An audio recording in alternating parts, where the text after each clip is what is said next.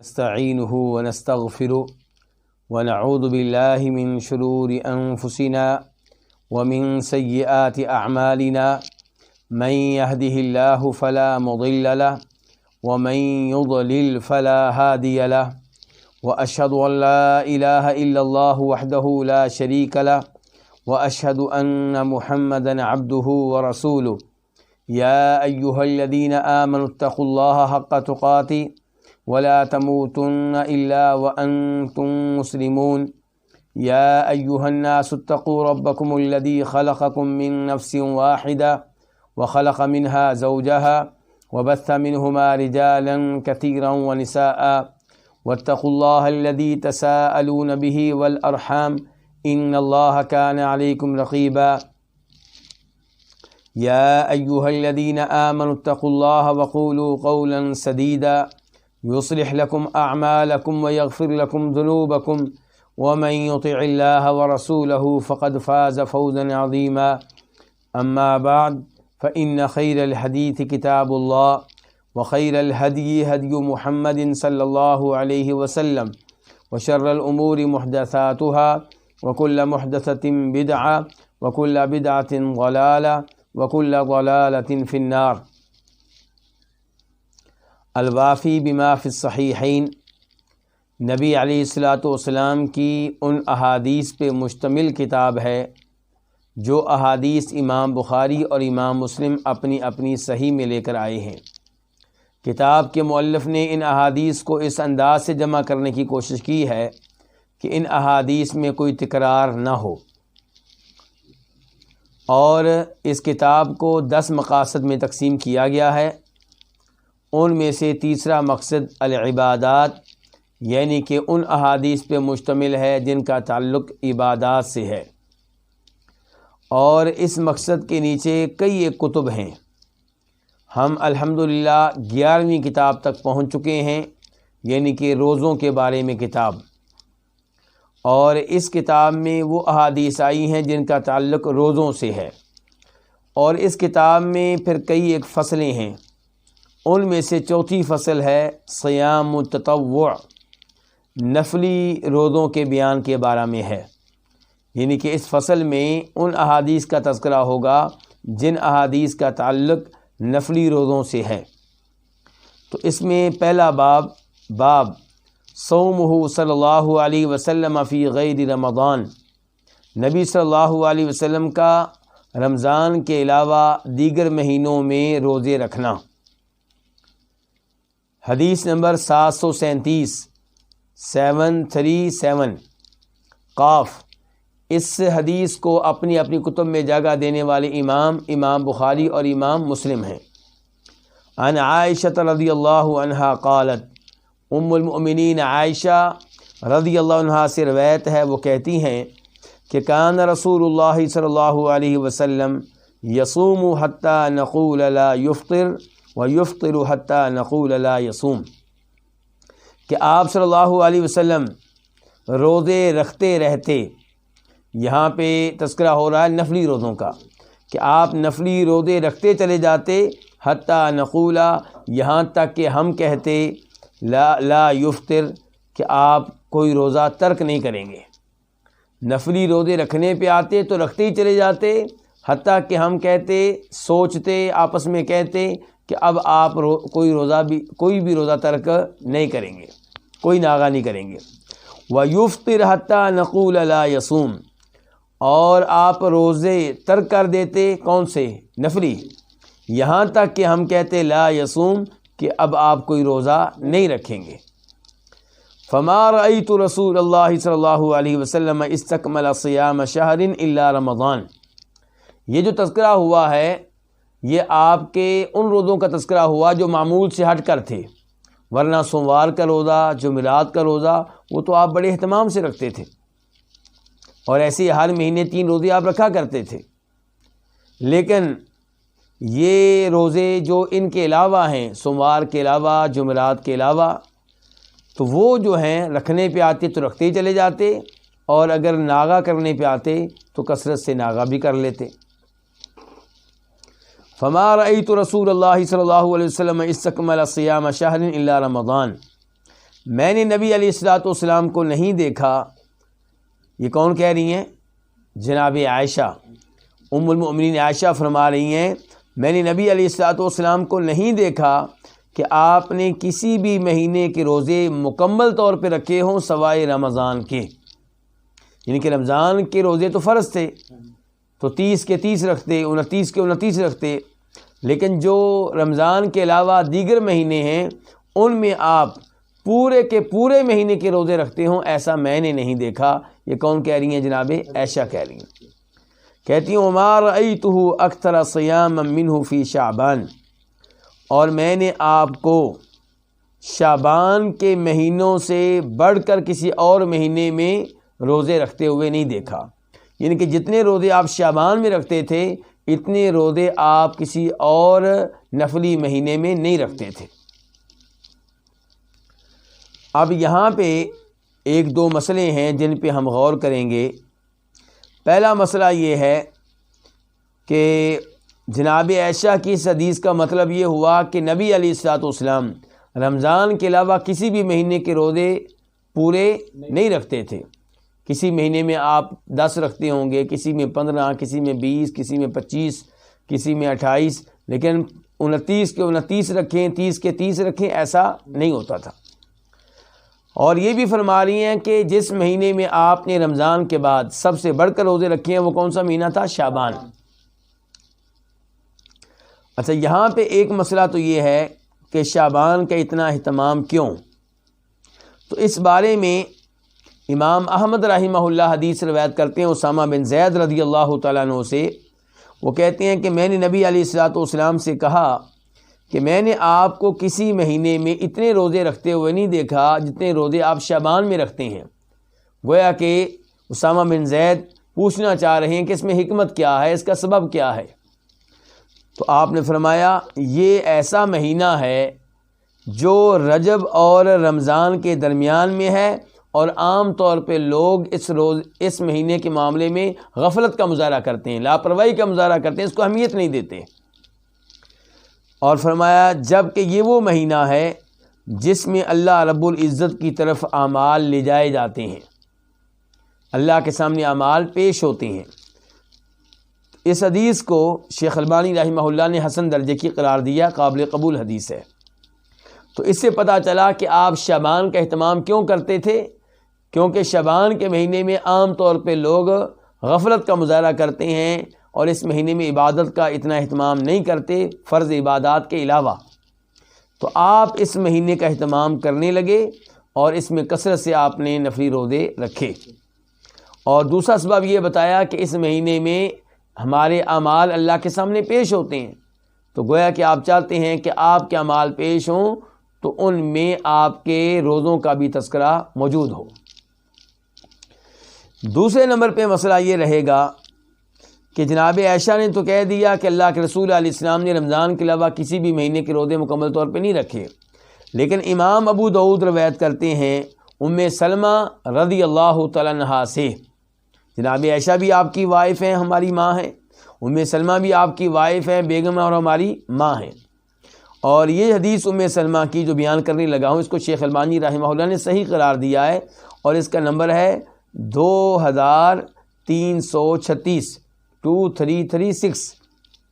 تو اس میں ام سلمہ فرماتی ہیں، ہماری یہ ماں فرماتی ہیں کہ نبی علیہ الصلوۃ والسلام کسی بھی مہینے کے روزے مکمل طور پہ نہیں رکھتے تھے سوائے شعبان کے.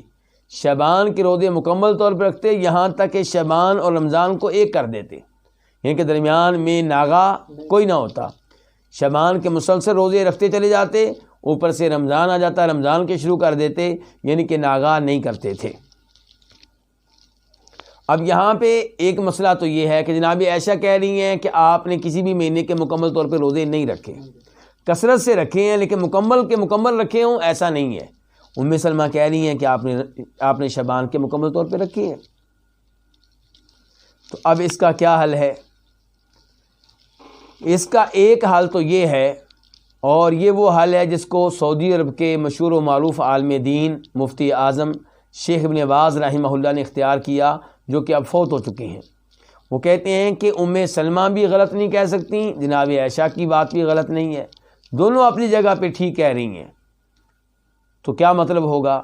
مطلب یہ ہوگا کہ ام سلمہ بتا رہی ہیں کہ آپ نے شعبان کے مہینے کے روزے مکمل طور پہ رکھے ہیں، اس کا مطلب یہ ہے کہ کسی سال یا 2 سال یا 3 سال ایسے بھی درمیان میں آئے ہوں گے جن سالوں میں آپ نے شعبان کے روزے مکمل طور پہ رکھے ہوں گے، اور جناب عائشہ نے وہ بتایا جو انہوں نے دیکھا کہ آپ نے شعبان میں کئی ناغے کیے ہوں گے ان کے سامنے، تو اس لیے وہ جانتی ہیں کہ شعبان میں آپ 1 آدھ ناغہ کر لیا کرتے تھے، 2-3 ناغے کر لیا کرتے تھے۔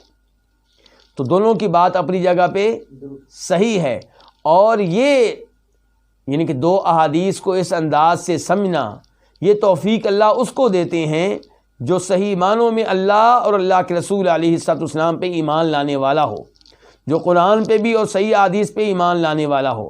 لیکن جو منکر حدیث ہوگا، آپ کی حدیث علیہ السلام کا انکار کرنے والا ہوگا، مذاق اڑانے والا ہوگا، وہ کہے گا لو جی ایک حدیث میں یہ آیا، دوسری حدیث میں یہ آیا۔ حالانکہ یہ بات غلط نہیں ہے، ہمارے ہاں بھی ایسے ہی ہوتا ہے، یعنی کہ ایک والد کے بارے میں اس کے فوت ہو جانے کے بعد ایک بیٹا کہے گا کہ میرے والد نے ایسے کیا، دوسرا بیٹا کہے گا آپ میرے والد نے ایسا کبھی نہیں کیا۔ دونوں صحیح کہہ رہے ہوں گے، کیونکہ ایک نے دیکھا کہ والد صاحب عام طور پہ ایسا نہیں کرتے تھے، اس نے وہ بتا دیا جو اس کے علم میں آیا، اور دوسرے بیٹے نے دیکھا کہ والد صاحب نے کبھی یہ کام کیا ہے، اس نے وہ بتا دیا جو اس کے علم میں آیا، اور دونوں باتیں اپنی جگہ پہ کیا ہیں؟ ٹھیک ہیں، درست ہیں، شک و شبہ کی کوئی گنجائش نہیں ہے۔ اور دوسرے نمبر پہ یہ کہا گیا ہے کہ دونوں احادیث کو آپس میں جمع کرنے کا، ان میں تطبیق دینے کا طریقہ یہ ہے کہ آپ یوں کہیں کہ جناب عائشہ کہہ رہی ہیں کہ نبی علیہ الصلوۃ والسلام نے رمضان کے علاوہ کسی بھی مہینے کے روزے مکمل طور پہ نہیں رکھے، یعنی کہ آپ کتنے رکھتے ہوں گے؟ مثال کے طور پہ 25 رکھ لیتے ہوں گے، 26 رکھ لیتے ہوں گے، 27 رکھ لیتے ہوں گے، 28 رکھ لیتے ہوں گے، لیکن 29 نہیں، 1 آدھ ناغہ رہتا تھا۔ اور ام سلمہ کہہ رہی ہیں کہ شعبان کے روزے آپ مکمل رکھتے تھے، ان کا مطلب یہ ہوگا کہ انہوں نے یہ دیکھا کہ اللہ کے رسول نے مکمل ہی رکھے ہیں، اور انہوں نے کل کے اوپر اکثر کا لفظ بول دیا، انہوں نے اکثر کے اوپر کل کا لفظ بول دیا، اکثر کے اوپر کل کا لفظ بول دیا، یعنی کہ آپ رکھتے تھے اکثر روزے، مثال کے طور پہ 27، 28، 26، اور انہوں نے کہہ دیا کہ مکمل، یہ گویا کہ مکمل ہی ہو گیا۔ تو شیخ ابن باز رحمہ اللہ کی جو رائے ہے وہ زیادہ مناسب ہے کہ جناب عائشہ نے وہ بیان کیا جو انہوں نے دیکھا، اور ام سلمہ نے وہ بیان کیا جو انہوں نے دیکھا۔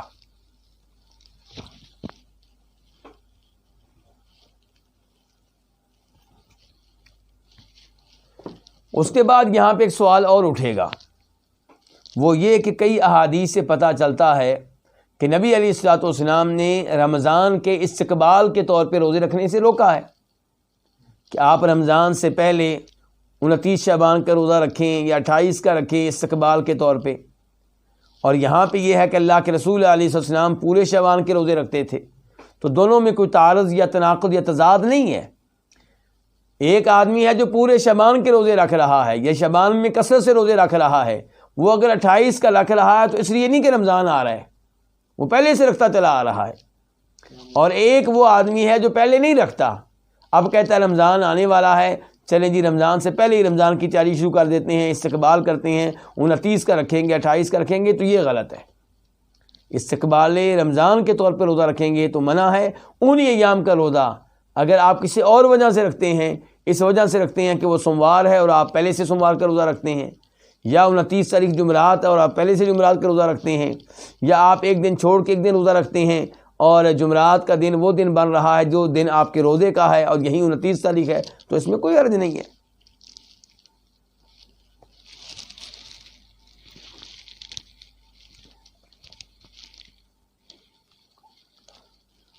تو بہرحال اس حدیث سے پتہ چلا کہ نبی علیہ السلام نفلی روزوں کا بہت اہتمام کرتے تھے، لیکن آپ نے زندگی بھر کے روزے نہیں رکھے، ناغے بھی کیے ہیں۔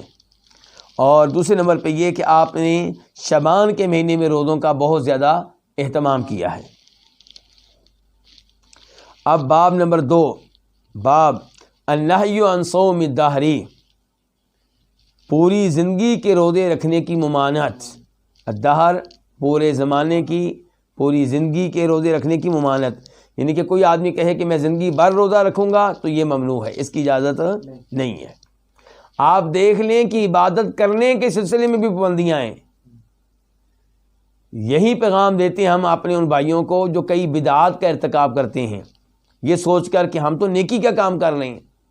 ہم کہتے ہیں بھئی نیکی کا کام نہیں ہے، کیونکہ اس کے اوپر نبی علیہ السلام کی سٹیمپ نہیں ہے۔ جہاں شریعت اس آدمی کو ناپسند کرتی ہے جو اللہ اور اللہ کے رسول علیہ السلام کی بات نہ مانے، واجبات ترک کرے، جہاں شریعت اس کو ناپسند کرتی ہے جو ان چیزوں کا ارتکاب کرے جن کو شریعت نے حرام اور ممنوع قرار دیا ہے، وہاں پہ شریعت یہ بھی ناپسند کرتی ہے کہ آپ وہ عبادت کریں جو شریعت نے نہیں بتائی، یا وہ عبادت شریعت نے بتائی ہے لیکن آپ اس کو ایک نئی شکل دے دیں، حتیٰ کہ وہ بدعت کا روپ اختیار کر لے، تو یہ کام سارے کے سارے کام ایسے کام ممنوع ہیں۔ تو حدیث نمبر 738 738 قاف، اس حدیث کو اپنی کتب میں جگہ دی کنہوں نے؟ امام بخاری نے اور امام مسلم نے۔ عن عبداللہ بن عمرو بن العاص رضی اللہ عنہما قال، روایت ہے جناب عبداللہ بن عمرو بن عاص رضی اللہ عنہما سے، اللہ عبداللہ سے بھی راضی ہوں کہ صحابی ہیں، اور ان کے والد عمر سے بھی راضی ہوں کہ وہ بھی صحابی ہیں۔ قال، عبداللہ کہتے ہیں قال علی رسول اللہ صلی اللہ علیہ وسلم، مجھ سے کہا رسول اللہ صلی اللہ علیہ وسلم نے۔ کیا کہا وہ بتانے سے پہلے یہ وضاحت کرنا چاہوں گا کہ آپ نے کس موقع پہ کہا، کیوں کہا، اور اس کا تذکرہ آگے آنے والا ہے، لیکن یہاں پہ بتا دینا زیادہ مناسب ہے۔ جناب عبداللہ بن عمر کی شادی ہوئی، اور ان کے جو والد صاحب تھے وہ کون ہیں؟ عمر بن عاص۔ وہ اپنی بہو سے ملتے تو پوچھتے بھی تمہارے حالات کیسے ہیں، میرے بیٹے کا سلوک تمہارے ساتھ کیسا ہے؟ تو وہ کہتی بہت اچھے ہیں آپ کے بیٹے، بڑے نیک آدمی ہیں، اور آج تک انہوں نے میرے بستر پہ قدم نہیں رکھا، اور انہوں نے مجھ سے کوئی تعلق قائم کرنے کی کوشش نہیں کی۔ تو جب ایسا جواب کئی دفعہ ملا عمر بن عاص کو، عبداللہ کے والد کو، تو انہوں نے نبی علیہ السلام سے رابطہ کیا کہ اللہ کے رسول علیہ السلام یہ معاملہ ہے، عبداللہ یہ کام کر رہا ہے، صبح روزانہ روزہ رکھ لیتا ہے اور رات کو وہ قیام شروع کر دیتا ہے، بیگم کا حق ادا نہیں کر رہا۔ تو آپ علیہ السلام نے تب عبداللہ بن عمر بن عاص سے ملاقات کی، اور پھر یہ گفتگو آپ کی اور عبداللہ بن عمر بن عاص کی ہوئی۔ تو عبداللہ بن عمر بن عاص کہتے ہیں کہ مجھ سے کہا کس نے؟ رسول اللہ صلی اللہ علیہ وسلم نے، یا عبداللہ، اے عبداللہ، الم اخبر انک تصوم النہار وتقوم اللیل، کیا مجھے یہ بات نہیں بتائی گئی کہ تم دن کے ٹائم روزہ رکھتے ہو اور رات کو قیام کرتے ہو، تہجد پڑھتے ہو، نفل پڑھتے ہو، عبادت کرتے رہتے ہو؟ فقلت بلا یا رسول اللہ، میں نے کہا جی ہاں بالکل ایسے ہی ہے اللہ کے رسول، آپ کو یہ خبر ملی ہے اور صحیح ملی ہے، میں ایسا ہی کرتا ہوں۔ اور ایک روایت میں آیا ولم ارید الا الخیر، یہ کام میں کر رہا ہوں اور میری نیت بری نہیں ہے، میری نیت خیر کی ہے، میری نیت کیا ہے؟ خیر کی ہے۔ اس سے پتہ چلا کہ ہمارے وہ مسلمان جو بدعات کا ارتکاب کرتے ہیں، یہ تو خیر بدعت نہیں ہے، لیکن جو بدعات کا ارتکاب کرتے ہیں ان سے جب بات چیت کی جائے وہ کہتے ہیں ہماری نیت بڑی اچھی ہے۔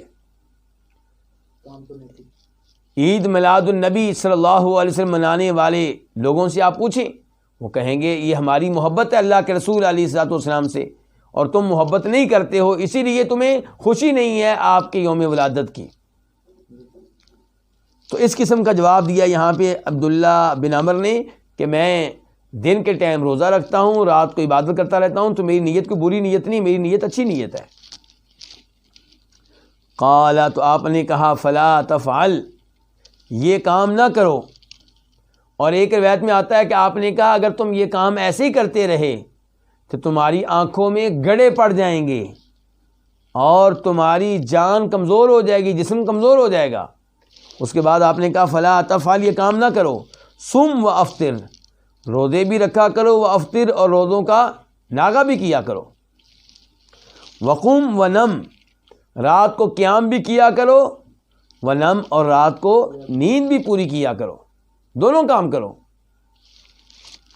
فإن لجسدک علیک حقا، کیونکہ تمہارے جسم کا تمہارے اوپر حق ہے۔ جسم کا کیا حق ہے؟ کہ اس کو آرام دیا جائے، اس کو راحت دی جائے، کھانے پینے کا خیال رکھا جائے، نیند کا خیال رکھا جائے۔ تو فرمایا تمہارے جسم کا تمہارے اوپر حق ہے۔ وإن لعینک علیک حقا، اور تمہاری آنکھ کا تمہارے اوپر حق ہے۔ آنکھ کا حق کیا ہے؟ کہ نیند پوری کی جائے۔ وإن لزوجک علیک حقا، اور تمہاری بیوی کا تمہارے اوپر حق ہے، اس سے تعلق قائم کرو، اس کے ساتھ بیٹھو، اس کے ساتھ گفتگو کرو، اس کا حال چال پوچھو۔ وَإِنَّ لِزَوْجِكَ عَلَيْكَ حَقًّا، اور تمہارے مہمانوں کا تمہارے اوپر حق ہے۔ زور زائر کی جمع ہے، کس کو کہتے ہیں؟ مہمان کو، مہمانوں کو۔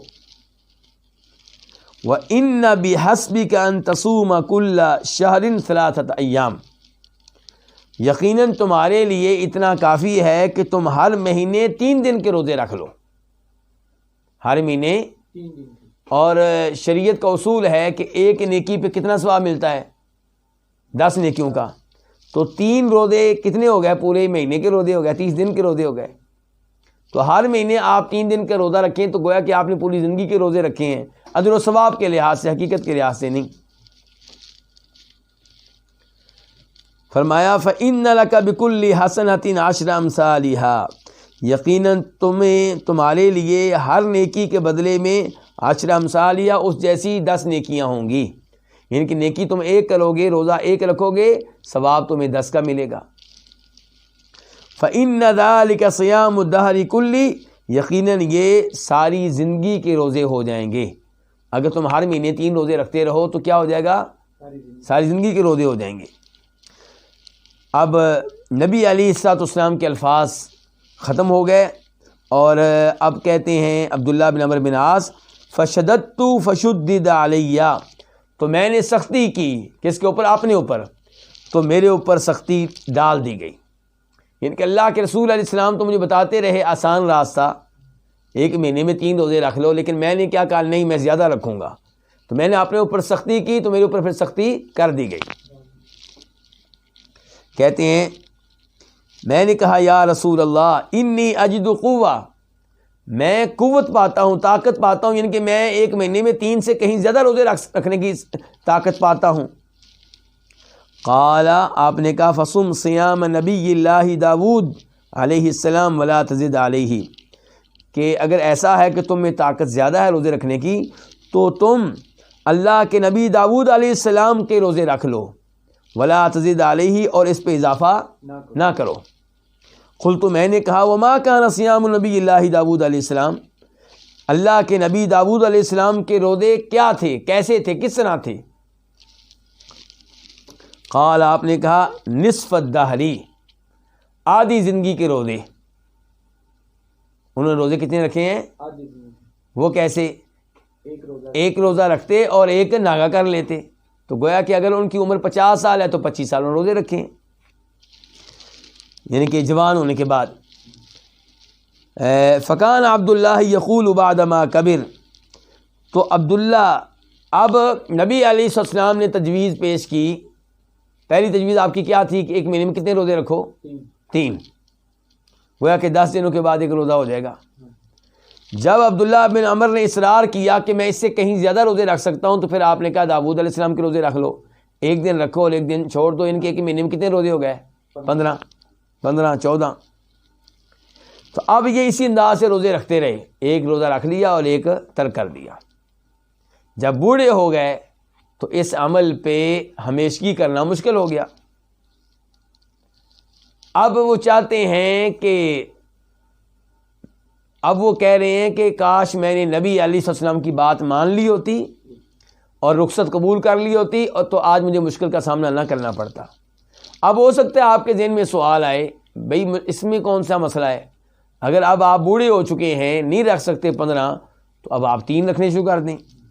نہیں، صحابہ کرام چاہتے ہیں کہ جو عمل شروع کیا ہے وہ مسلسل کرتے رہیں، کیونکہ نبی علیہ السلام کا فرمان ہے اللہ تعالیٰ کو وہ نیک اعمال سب سے زیادہ محبوب ہیں جن پہ ہمیشگی کی جائے، جن پہ استمرار ہو، جن میں ناغہ نہ ہو۔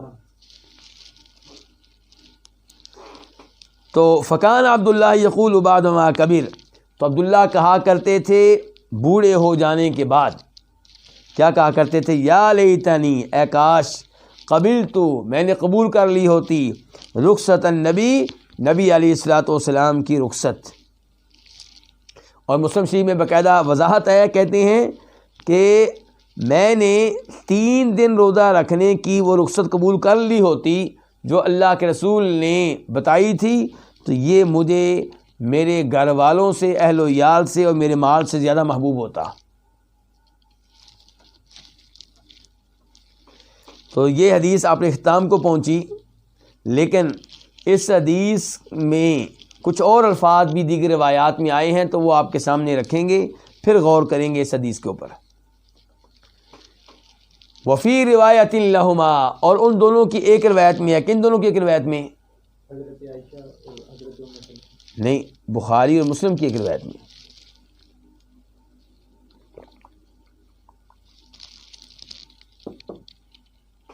وفی روایت لہما، اور بخاری مسلم کی ایک روایت میں ہے، قالا، وہ کہتے ہیں کون؟ عبداللہ بن عمر بن عاص، کہ وقال علی النبی صلی اللہ علیہ وسلم، مجھ سے نبی علیہ السلام نے اس موقع پہ یہ بھی کہا تھا کہ انک لا تدری لعلک یطول بک عمر، یقیناً تم نہیں جانتے شاید کہ تمہاری عمر لمبی ہو جائے، کیونکہ عمر تمہاری لمبی ہو جائے پھر تم کیا ہو جاؤ گے؟ آخری عمر میں کمزور ہو جاؤ گے، اور مسلسل اتنے روزے رکھنے کی تمہیں استطاعت نہیں ہوگی۔ تو آپ یعنی کہ ترغیب دے رہے ہیں کہ تم روزے اپنے کم کر دو۔ آپ اندازہ کریں کہ ہماری شریعت کا مزاج اور رجحان کیا ہے، کتنا اس میں اعتدال ہے کہ بھئی تمہارے اوپر حقوق ہیں، تمہارے مہمانوں کے، تمہاری بیوی کے، تمہارے جسم کے، اور ایک روایت میں آتا ہے تمہاری اولاد کے۔ کہاں یہ اور کہاں ہم پیروں فقیروں کی کہانیاں سنتے ہیں اور ان کے مرید بڑے فخر سے بیان کر رہے ہوتے ہیں کہ ہمارے پیر صاحب نے اتنے سال ایک ٹانگ پہ کھڑے ہو کے عبادت کی، یا ہمارے فلاں جو عالم دین ہیں وہ 40 سال تک عشاء کی وضو سے فجر کی نماز پڑھتے رہے۔ تو یہ چیزیں جو ہیں جو فخریہ طور پہ ایسے بیان کی جاتی ہیں، یہ خلاف شریعت ہوتی ہیں، اور عام طور پہ جو نیک لوگ گزرے ہیں یا علماء گزرے ہیں ان کا ان چیزوں سے کوئی تعلق نہیں ہوتا، بعد والے یہ چیزیں ان کی طرف منسوب کر دیتے ہیں۔ وفی روایت لہما، اور ان دونوں کی ایک اور روایت میں ہے، واللفظ لمسلم، اور لفظ کس کے ہیں؟ مسلم کے ہیں۔ بلکہ یہ جو الفاظ ابھی میں نے پڑھے تھے کہ آپ نہیں جانتے شاید آپ کی عمر لمبی ہو جائے، وہ اور جو ابھی پڑھنے لگا ہوں مسلم شریف میں ایک ساتھ آئے ہیں۔ قال عبداللہ بن عمر بن عاص کہتے ہیں، فصرت الی الذی قال لی النبی صلی اللہ علیہ وسلم، میں اس حالت کی طرف پہنچ چکا ہوں جو مجھ سے بیان کی تھی نبی علیہ الصلوۃ والسلام نے، کہ تمہاری عمر لمبی ہو جائے گی اور تمہیں کیا ہوگا؟ مشکل پیش آئے گی۔ تو کہتے ہیں فصرت، میں پہنچ چکا ہوں الی الذی، اس حالت کی طرف جو مجھ سے بیان کی تھی کس نے؟ نبی صلی اللہ علیہ وسلم نے۔ فلما کبرت، تو جب میں بڑا ہو گیا، وددت، میں نے تمنا کی، میں نے آرزو کی، انی کنت قبلت رخصت نبی اللہ صلی اللہ علیہ وسلم، کہ میں نے نبی علیہ السلام کی رخصت قبول کر لی ہوتی۔ وللبخاری، اور اس حدیث کی بخاری شریف کی ایک روایت میں کچھ اور بھی آیا ہے، وہ کیا ہے؟ قال، وہ کہتے ہیں کون؟ عبداللہ بن عمر بن عاص، کیونکہ انہی کی روایت چل رہی ہے۔ وہ کہتے ہیں ان کہانی ابی امرأۃ ذات حسب، میرے باپ نے میرا نکاح ایک خاندانی عورت سے کیا، اچھے خاندان کی عورت اس سے کیا۔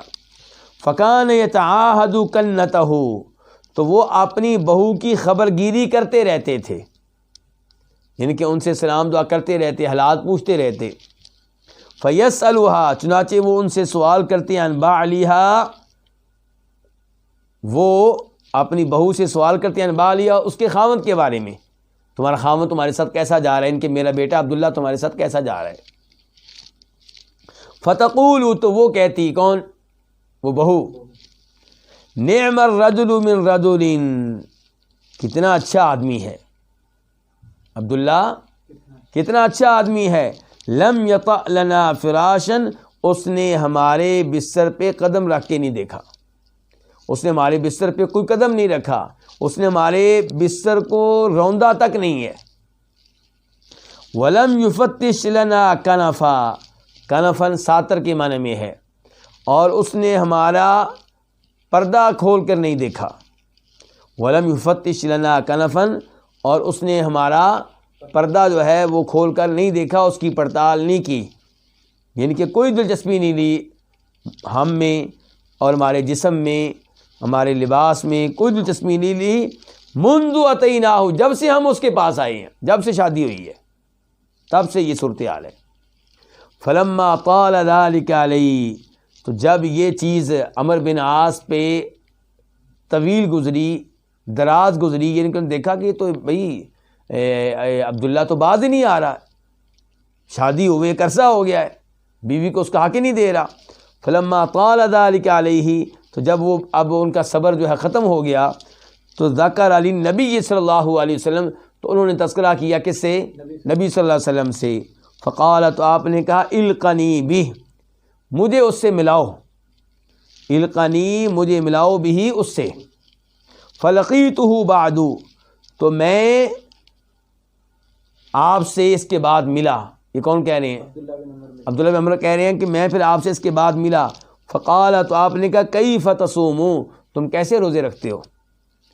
یہ سوال کیا تو پھر عبداللہ بن عمر بن عاص نے وہ بتایا جس کا تذکرہ پچھلی حدیث میں ہو چکا ہے کہ دن کے ٹائم روزہ رکھتے تھے روزانہ، اور رات کو قیام کرتے تھے، عبادت کرتے تھے روزانہ.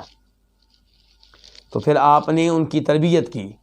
تو اس حدیث سے پتہ چلا، اس حدیث سے اور اس کی چھوٹی چھوٹی روایات سے پتہ چلا کہ ہماری شریعت اعتدال پہ مبنی ہے. یہ شریعت سبق دیتی ہے کہ اللہ کا حق بھی ادا کرو، مخلوق کا حق بھی ادا کرو. جبکہ لوگ عام طور پہ افراط و تفریط کا شکار ہیں. کچھ وہ ہیں جو اللہ کا حق ادا کرتے ہیں لیکن بیوی کا حق ادا نہیں کرتے، اولاد کا حق ادا نہیں کرتے، اور رشتہ داروں کا حق ادا نہیں کرتے، ان کے حقوق کا خیال نہیں کرتے. کچھ وہ ہیں جن کو صاحب اخلاق کہا جاتا ہے، ہر ایک سے پیار سے گفتگو کریں گے، رشتہ دار بھی ان پہ خوش ہیں، بیگم بھی خوش ہے، بچے بھی خوش ہیں، مالے دار بھی خوش ہیں، لیکن رب ناراض ہے کیونکہ رب کا حق ادا نہیں کرتے، نماز نہیں پڑھتے، سود لیتے ہیں، کبیرہ گناہوں کا ارتکاب کرتے ہیں. تو ہماری شریعت جو ہے اس میں افراط و تفریط نہیں ہے، بلکہ کیا ہے؟ اعتدال ہے.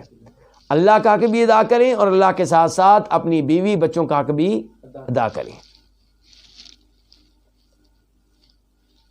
تو اس سے پتہ چلا کہ پوری زندگی کا روزہ رکھیں روزانہ کی بنیاد پہ بغیر ناگے کے، یہ ممنوع ہے، اس کی اجازت نہیں ہے.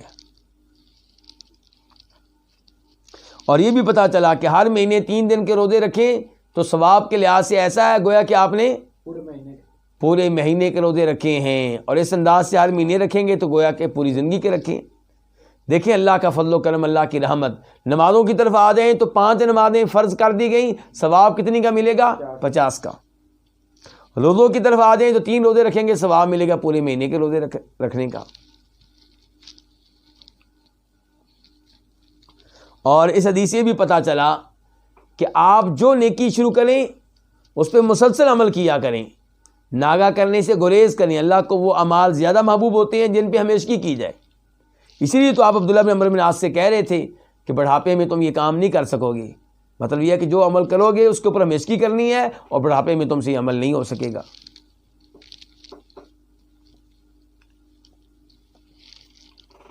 پتہ چلا کہ داؤد علیہ السلام بہت عبادت گزار تھے، ایک دن روزہ رکھتے تھے، ایک دن ناگا کرتے تھے، اور اسے صیام داؤدی کہا جاتا ہے.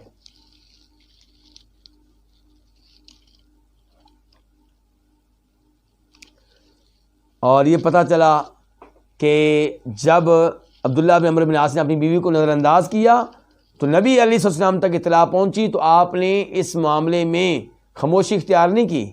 یہ نہیں کہا کہ وہ جانے اور اس کی بیوی جانے، ہمیں کیا لگے، نہیں، آپ نے عبداللہ بن عمرو بن عاص کو تنبیہ کی، انہیں وارننگ دی، انہیں بتایا کہ تمہارے اوپر حقوق ہیں تمہاری بیوی کے، اور وہ حقوق ادا کرو۔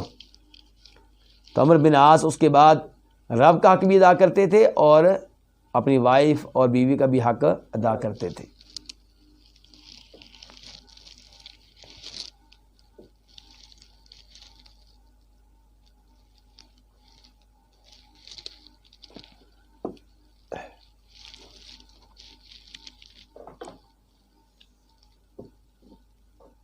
اور اس حدیث سے بھی پتہ چلا کہ سسر کو چاہیے اپنی بہو کا خیال رکھے اور پوچھتا رہے کہ میرے بیٹے کا سلوک کیسا ہے، بجائے اس کے کہ بیٹے کو ترغیب دے کہ اپنی بیوی پہ سختی کرو اور اس کی پٹائی کیا کرو اور اس قسم کی باتیں کرے، اس کی بجائے اپنے بیٹے کی اصلاح کرے جب بیٹا بیوی کا حق ادا نہ کرتا ہو۔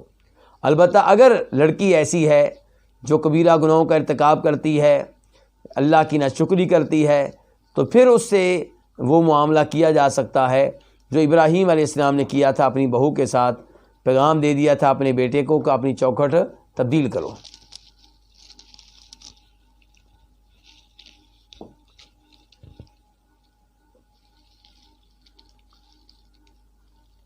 تو اس کے بعد تیسرا باب ہے،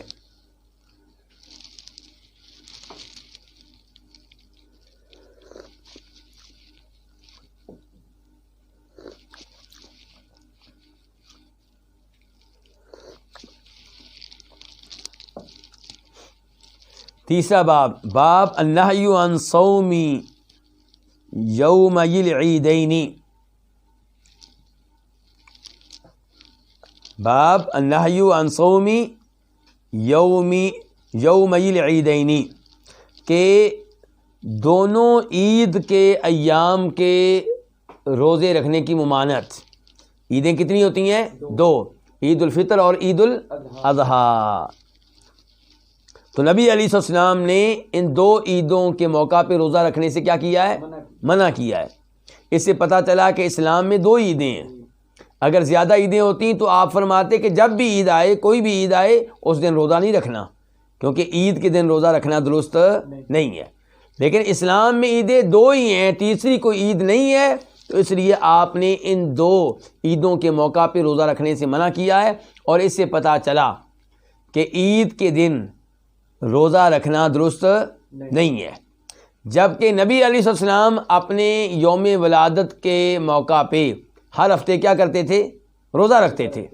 آپ ہر سوموار کو روزہ رکھتے تھے، اور اس کے دو سببوں میں سے ایک سبب اور ایک وجہ یہ تھی کہ آپ نے فرمایا یہ میری پیدائش کا دن ہے، تو آپ ولادت کے دن روزہ رکھتے تھے، اور روزے کا دن عید کا دن نہیں ہوتا۔ اسلام میں ایسا نہیں ہے کہ عید کے دن آپ روزہ رکھیں، تو آپ کا اپنی ولادت کے دن ہر ہفتے روزہ رکھنا اس بات کا پیغام ہے کہ میرے یوم پیدائش کو عید نہ بنانا۔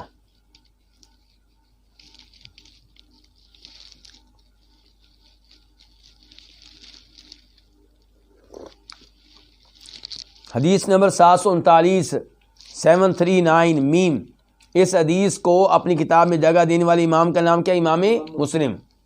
عن عائشہ رضی اللہ عنہا قالت، ام المؤمنین عائشہ رضی اللہ عنہا سے روایت ہے، وہ کہتی ہیں نہا رسول اللہ صلی اللہ علیہ وسلم عن صومین یوم الفطر و یوم الاضحیٰ، کہ رسول اللہ صلی اللہ علیہ وسلم نے دو روزے رکھنے سے منع کیا ہے۔ کون سے دو روزے ہیں؟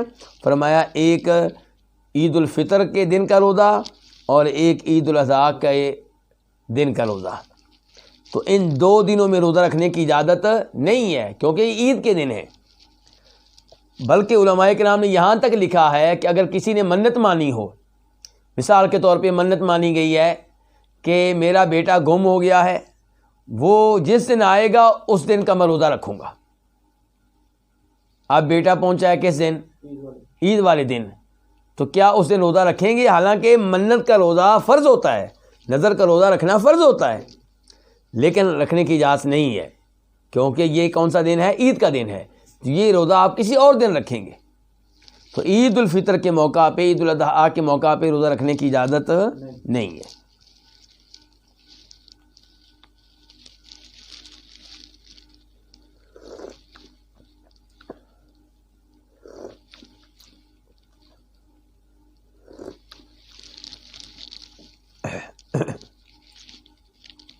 باب نمبر 4، باب صوم ایام تشریقی، ایام تشریق کا روزہ۔ ایام تشریق کس کو کہتے ہیں؟ پہلا سوال تو یہ اٹھے گا۔ تشریق کہتے ہیں گوشت خشک کرنے کو اور اسے دھوپ میں ڈالنے کو۔ تشریق اللحمی، گوشت کو دھوپ میں ڈالنا اور اسے خشک کرنا، یہ کیا ہو گیا؟ تشریق ہو گیا۔ تو عید الاضحیٰ کے موقع پہ وہ لوگ جانور ذبح کرتے، اور اس زمانے میں فریزر وغیرہ نہیں تھے۔ گوشت اسٹور کرنے کا طریقہ کیا ہوتا تھا کہ گوشت کو ٹکڑے کر لیا جاتا اور پھر اسے ایک مخصوص طریقہ اختیار کر کے دھوپ میں خشک کر لیا جاتا۔ اب یہ گوشت وہ کئی مہینے بعد میں بھی استعمال کرتے رہتے تھے۔ تو یہ گوشت خشک جو ہوتا تھا وہ کن دنوں میں ہوتا تھا؟ قربانی کے اگلا دن، 11 تاریخ، 12 تاریخ، 13 تاریخ، ان دنوں میں یہ گوشت خشک ہوتا تھا۔ اس ان دنوں کو کیا کہا جاتا ہے؟ ایام تشریق۔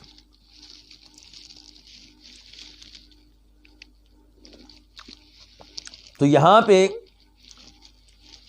بتایا یہ جائے گا کہ ایام تشریق کا روزہ رکھنے کی اجازت ہے یا نہیں۔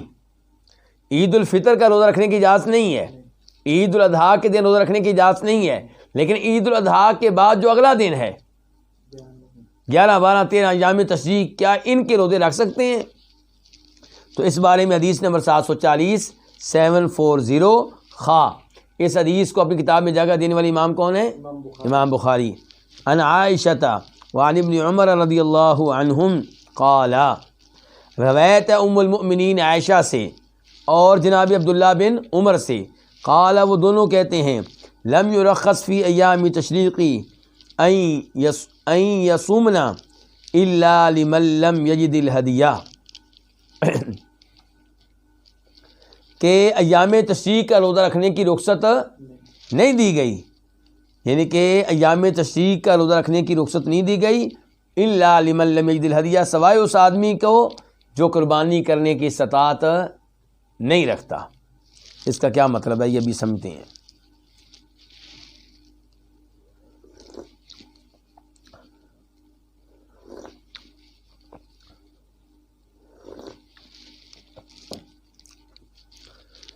تو یہ لفظ کیا ہونا چاہیے؟ لم یرخص فی ایام تشریقی ان یصمنا الا لمن لم یجد الہدیہ،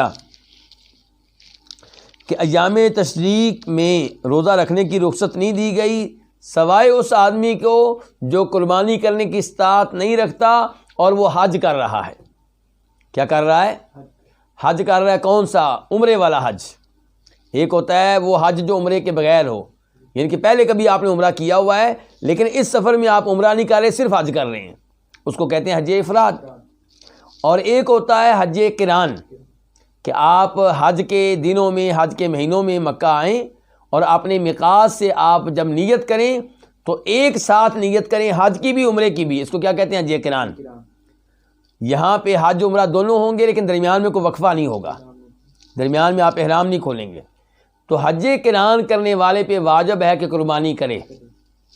کیوں؟ کیونکہ اللہ نے اس کو موقع دیا ہے ایک ہی سفر میں 2 کام کرنے کا، تو اس وجہ سے اس پہ قربانی ہے۔ اور تیسرے نمبر پہ حج کون سا ہوتا ہے؟ حج تمتع، کہ آپ حج کے مہینوں میں آئیں مکہ اور جب اپنے میقات سے گزریں تو وہاں پہ آپ احرام باندھیں، نیت کریں کس کی؟ صرف عمرے کی۔ مکہ پہنچ کے آپ طواف کر کے صفا مروہ کی سعی کر کے عمرہ کر کے حلال ہو جائیں، اور اب آپ انتظار کریں ذوالحجہ کی 8 تاریخ کا۔ جب ذوالحجہ کی 8 تاریخ آئے تو سارے حاجیوں کے ساتھ آپ کہاں چلے جائیں؟ مینا چلے جائیں، اور اس طرح کر کے آپ حج کریں گے، تو آپ کا حج بھی ہو گیا، عمرہ بھی ہو گیا، اور درمیان میں آپ حلال بھی ہو گئے۔ تو یہ کیا ہے؟ حج تمتع۔ تو جو حج تمتع حج قران کرے گا اس کے اوپر کیا واجب ہے؟ قربانی۔ اللہ تعالیٰ فرماتے ہیں فمن تمتع بالعمرۃ الی الحج فما استیسر من الہدی، کہ جو عمرے کے ساتھ ساتھ حج کا فائدہ بھی اٹھائے، یعنی کہ ایک سفر میں عمرہ بھی کرے حج بھی کرے تو اس کے اوپر کیا ہے؟ تو اس کے اوپر قربانی ہے۔ اب جس کے پاس قربانی کی استطاعت نہ ہو، وہ غریب ہو، وہ کیا کرے؟ یہ سوال ہے۔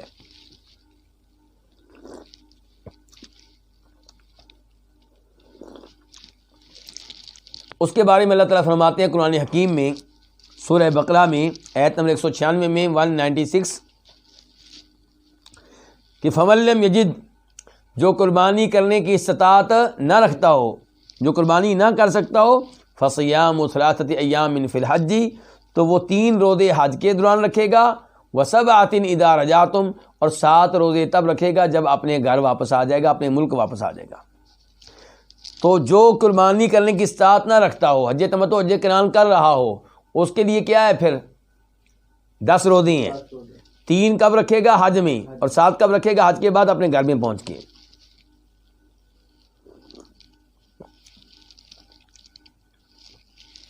اب اس کے بارے میں جناب عائشہ کہہ رہی ہیں، عبداللہ بن عمر کہہ رہے ہیں کہ لم یرخص فی ایام تشریق، ایام تشریق میں روزہ رکھنے کی رخصت نہیں دی گئی، الا لمن لم یجد الہدیہ، سوائے اس آدمی کے، رخصت ان کو اس آدمی کو دی گئی ہے جو قربانی کی استطاعت نہ رکھتا ہو، تو وہ روزے رکھے گا۔ تو وہ ایام تشریق کے بھی تین روزے اس نے حج میں رکھنے ہیں نا، تو وہ 11، 12، 13 کا رکھ سکتا ہے، جبکہ عام طور پہ یہ روزہ رکھنے کی اجازت نہیں ہے۔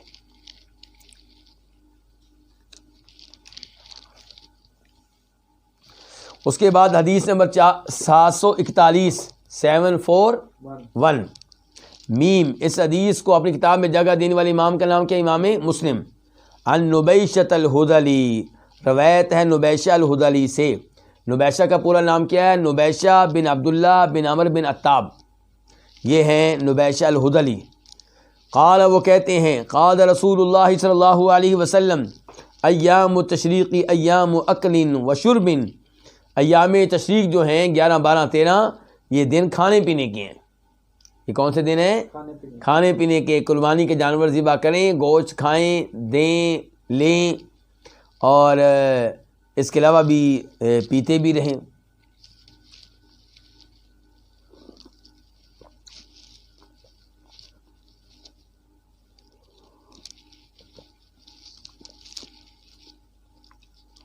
تو ان الفاظ سے بھی پتہ چلا کہ ان ایام میں روزہ نہیں رکھنا، کیونکہ شریعت نے ان ایام کو کون سے ایام قرار دیا ہے؟ کھانے پینے کے دن۔ کیا قرار دیا ہے؟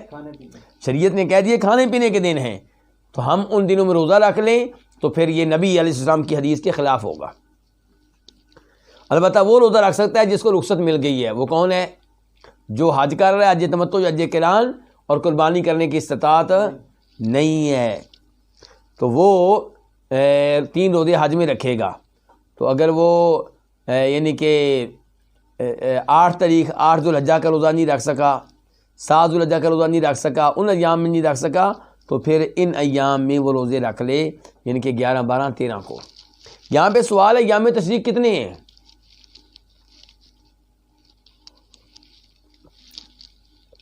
ایک رائے یہ ہے کہ ایام تشریق 2 ہیں، 11 اور 12، اور دوسری رائے یہ کہ ایام تشریق 3 ہیں، 11، 12 اور 13۔ ان 2 اقوال میں سے یہ آخری قول کہ ایام تشریق 3 ہے، یہی قول مناسب اور درست محسوس ہوتا ہے، واللہ تعالی عالم۔ اس کی تائید اس بات سے بھی ہوتی ہے کہ یہاں پہ آپ نے کہا ایام تشریق کھانے پینے کے دن ہیں، ایسے ہی ہے، اور دوسری حدیث مسلم میں آتی ہے، وہاں پہ کہا ایام مینا ایام اکل و شرب، مینا کے ایام کون سے ایام ہیں؟ کھانے پینے کے ایام ہیں۔ اچھا، ایام مینا کتنے ہیں؟ وہ تو 3 ہیں، 11، 12، 13۔ تو ایام تشریق اور ایام مینا ایک چیز کے 2 نام ہو گئے۔ تو اس سے پتہ چلا کہ ایام تشریق جو ہیں وہ 3 ہیں، 11، 12، 13۔ قربانی کا جانور آپ 10 تاریخ کو ذبح کریں گے، سب سے افضل ہے، سورج غروب ہونے سے پہلے کر لیں، ورنہ آپ رات کو بھی کر سکتے ہیں، پھر آپ 11 کو بھی کر سکتے ہیں، ورنہ آپ 12 کو بھی کر سکتے ہیں، ورنہ پھر آپ 13 کو بھی کر سکتے ہیں۔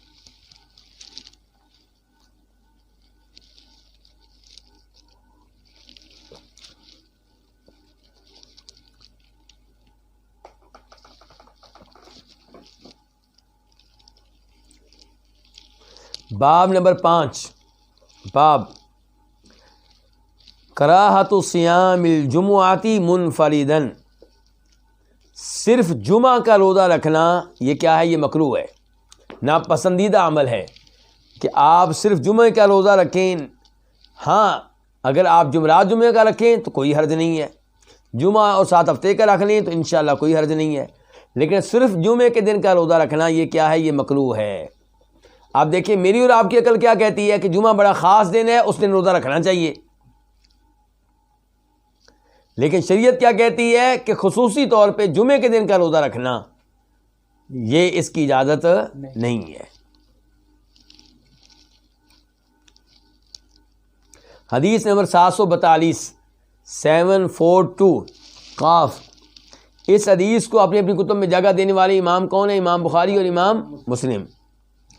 عن ابی ہریرہ رضی اللہ عنہ قال سمعت النبی صلی اللہ علیہ وسلم یقول لا يصوم احدکم یوم الجمعہ الا یوما قبل او بعدہ۔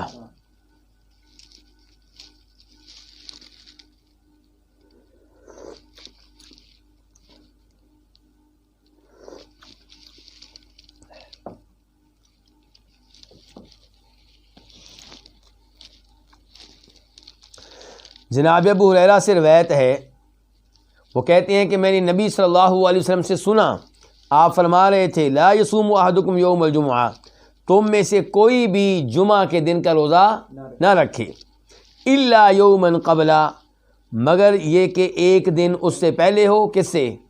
جمعہ سے، او بعدہ، یا جمعہ کے بعد ہو، یعنی کہ آپ جمعرات جمعے کا روزہ رکھ سکتے ہیں، آپ جمعے اور ہفتے کا رکھ سکتے ہیں، لیکن صرف جمعے کے دن کا روزہ رکھنا یہ درست نہیں ہے۔ اس بارے میں ایک اور حدیث کی طرف اشارہ کرنا چاہوں گا کہ نبی علیہ الصلوۃ والسلام جناب جویریہ سے کہتے ہیں، جو آپ کی وائف ہیں، ہماری کیا ہیں؟ ماں ہیں، ان سے کہتے ہیں جیسا کہ بخاری شریف میں آیا ہے، انہوں نے روزہ رکھا ہوا تھا کس کا؟ جمعے کے دن کا۔ آپ نے کہا اسمتی امسی، کیا تو نے گزشتہ دن روزہ رکھا ہوا تھا؟ انہوں نے کیا جواب دیا کہ نہیں، میں نے نہیں رکھا تھا۔ آپ نے کہا کہ کیا تم کل کا روزہ رکھنا چاہتی ہو؟ کل کون سا دن ہوگا؟ ہفتہ۔ تو انہوں نے کہا نہیں، تو آپ نے فرمایا فافطری، پھر یہ روزہ جمعے کا جو تو نے رکھا ہوا ہے اس کو توڑ دو۔ آپ دیکھ لیں کہ جمعے کے دن کا صرف روزہ رکھنا، 7 جمعرات کا نہ رکھنا، ہفتے کا نہ رکھنا، شریعت نے اس معاملے میں اتنی سختی کی ہے کہ جس آپ کی وائف نے روزہ رکھا ہوا تھا صرف جمعے کے دن کا، آپ نے کیا کہا؟ اس کو توڑ دو۔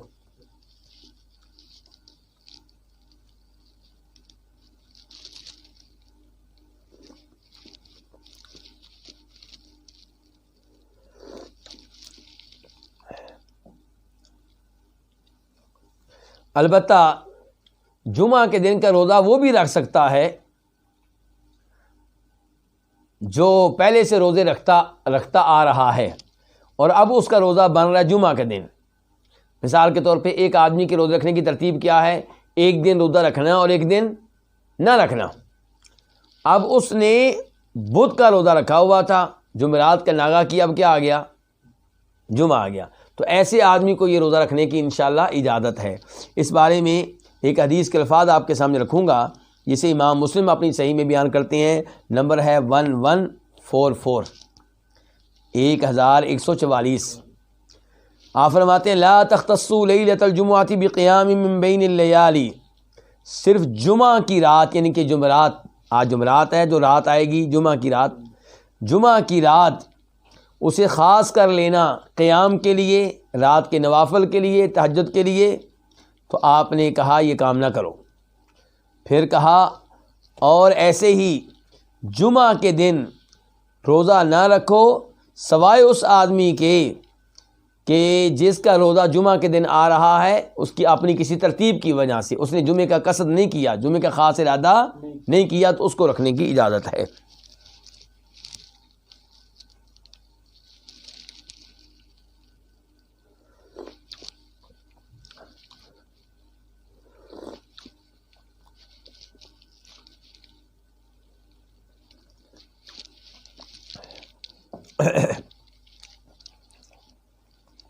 اب ہے باب نمبر 6، باب صوم یوم عاشوراء، کہ یوم عاشوراء کے روزے رکھنے کا بیان۔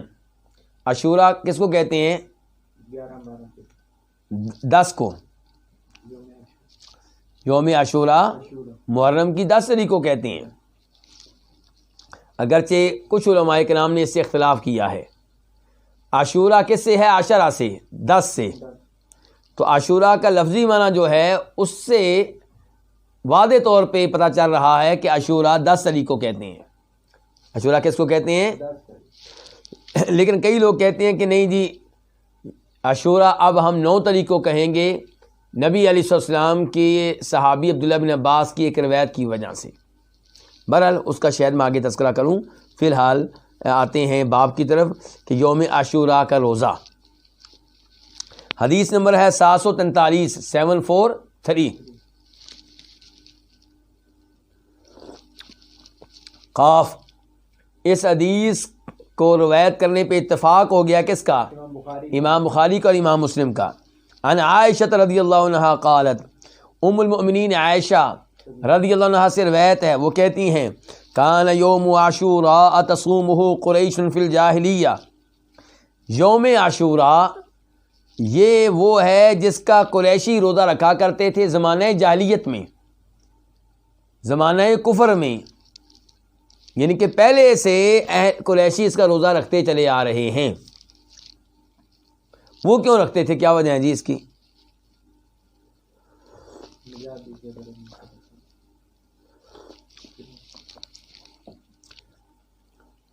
اگر آپ کہتے ہیں کہ وہ اس لیے رکھتے تھے کہ اللہ تعالیٰ نے موسیٰ علیہ السلام کو نجات دی تھی، تو ان کا کیا تعلق ہے موسیٰ علیہ السلام سے؟ وہ تو مشرک ہیں، بتوں کی عبادت کرنے والے ہیں۔ تو بہرحال سبب کیا تھا؟ پہلے ادیان جن کی تعلیمات مکہ والوں کے پاس موجود تھیں، قریشیوں کے پاس موجود تھیں، شاید اس میں یہ تعلیمات تھیں کہ 10 محرم کا روزہ رکھنا چاہیے۔ تو اس وجہ سے 10 محرم کے روزے کا کیا ہوتا تھا؟ اہتمام ہوتا تھا۔ جناب عائشہ کہتی ہیں کہ یوم عاشوراء یعنی کہ 10 تاریخ کو قریشی روزہ رکھا کرتے تھے، کب؟ فی الجاہلیہ، زمانہ کفر میں۔ وکان رسول اللہ صلی اللہ علیہ وسلم یصومہ، اور نبی علیہ السلام بھی اس کا روزہ رکھتے تھے۔ اس کا مطلب ہے آپ مکہ میں ہی قریشیوں میں رہتے ہوئے اس کا روزہ رکھتے تھے۔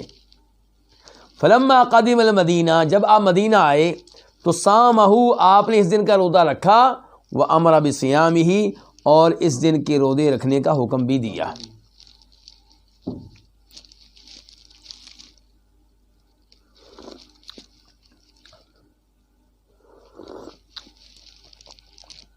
آپ نے روزہ رکھا، رکھنے کا حکم دیا، تو کیا پتہ چلا یہ روزہ رکھنا واجب ہے کہ غیر واجب؟ واجب ہے، کیونکہ آپ نے حکم دے دیا نا۔ اگر آپ روزہ رکھتے، ترغیب دیتے، لیکن آرڈر نہ دیتے تو پھر ہم کہتے واجب نہیں ہے۔ اب آپ نے کیا کیا ہے؟ حکم دیا ہے یہ روزہ رکھنے کا۔ اور یہ کس سال کا واقعہ ہے؟ جب نبی علیہ السلام مکہ سے مدینہ ہجرت کر کے آئے ہیں تو انہی ایام میں یہ ہوا ہے۔ تو اس لیے مسلمانوں نے 10 محرم کا روزہ بطور واجب ایک ساتھ ہی رکھا ہے، بطور واجب۔ اور اس زمانے میں رمضان کے روزے فرض نہیں تھے۔ جب رمضان کے روزے فرض ہوئے تو پھر آپ نے بتایا کہ 10 محرم کا روزہ رکھنا ضروری نہیں ہے، یہ تمہارا اختیار ہے، رکھنا چاہو تو رکھ لو، نہ رکھنا چاہو تو تمہیں اس کا بھی حق حاصل ہے۔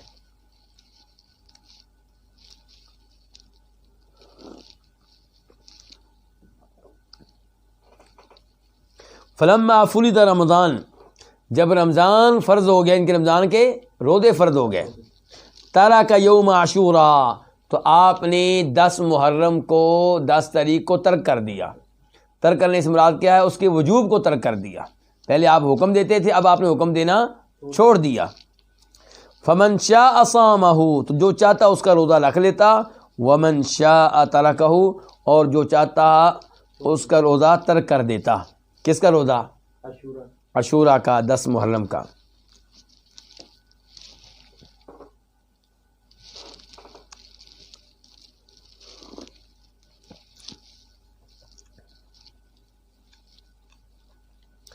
تو روزہ 10 محرم کا جو بطور واجب رکھا گیا وہ 1 سال ہی رکھا گیا ہے. اس کے بعد کیا ہو گیا؟ پھر رمضان کے روزے فرض ہو گئے.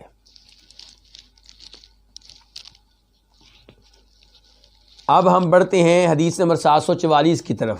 744 قاف. اس حدیث کو اپنی کتاب میں جگہ دینے والے 2 امام ہیں، امام بخاری اور امام مسلم. قاف سے مراد کیا ہوتا ہے؟ اتفاق، یعنی کہ ان دونوں کا کیا ہو گیا؟ اتفاق ہو گیا. عن ابی موسیٰ رضی اللہ عنہ قال. جناب ابو موسیٰ اشعری رضی اللہ عنہ سے روایت ہے، وہ کہتے ہیں کان یوم عاشوراء، یوم عاشوراء 10 تاریخ کا دن جو ہے، تعدہ الیہود عیداً، اس کو یہودی عید شمار کیا کرتے تھے. قال النبی صلی اللہ علیہ وسلم فصوموہ انتم، تو نبی صلی اللہ علیہ وسلم نے فرمایا تم اس کا روزہ رکھو. یہ اس کو کیا شمار کرتے ہیں؟ عید.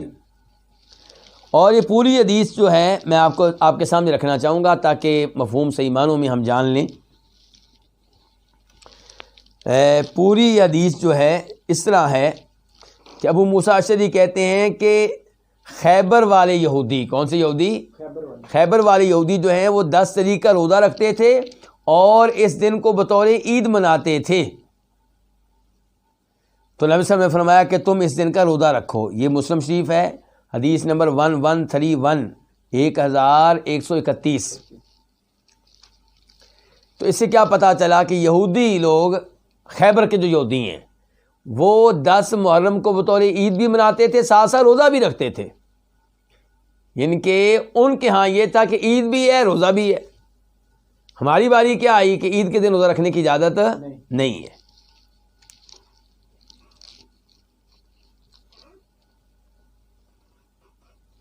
تو آپ نے پھر کیا کیا؟ آپ نے کہا کہ تم لوگ کیا کرو، تم لوگ روزہ رکھا کرو. یعنی کہ یہودی تو عید کے طور پہ بھی مناتے ہیں، روزہ بھی رکھتے ہیں، لیکن تم نے کیا کرنا ہے؟ صرف روزہ رکھنا ہے. اس کو عید کے طور پہ ان کے منانا نہیں ہے. حدیث نمبر 745، 745 میم. اس حدیث کو بیان کرنے والے امام کا نام کیا؟ امام مسلم. عن ابی غطفان ابن طریف المری قال سمعت عبد اللہ بن عباس رضی اللہ تعالی عنہما یقول حین صام رسول اللہ صلی اللہ علیہ وسلم یوم عاشوراء وامر بصیامہ. ابو غطفان بن طریف المری سے روایت ہے، اور یہ ابو غطفان کا نام کیا ہے؟ سعد. ان کا نام کیا ہے؟ سعد. کہتے ہیں کہ میں نے سنا عبداللہ بن عباس رضی اللہ عنہما سے،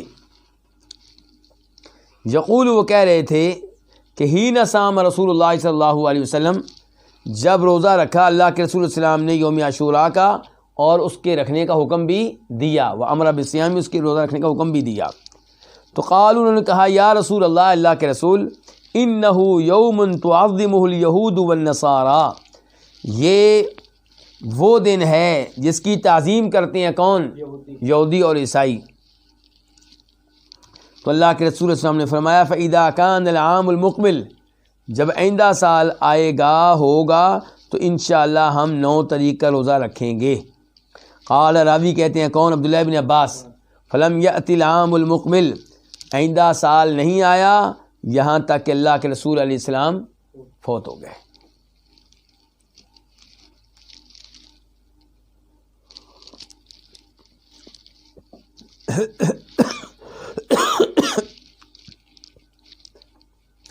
یوم عاشوراء کی اہمیت تو ہمیں معلوم ہو گئی کہ اللہ کے رسول علیہ السلام نے اس دن کے روزہ رکھنے کا پہلے حکم دیا تھا وجوباً.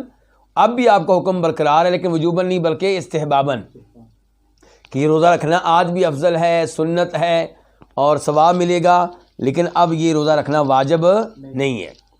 اچھا، اس سے یہ پتہ چلا ان احادیث سے، یہ جو ہم نے ابھی 3 پڑھی ہیں جن کا یوم عاشوراء کے روزے سے تعلق تھا، کہ نبی علیہ السلام کے زمانے میں بھی 10 محرم کو بہت اہمیت تھی، لیکن وہ اہمیت ماتم کرنے کے لحاظ سے نہیں تھی، نوحہ کرنے کے لحاظ سے نہیں تھی.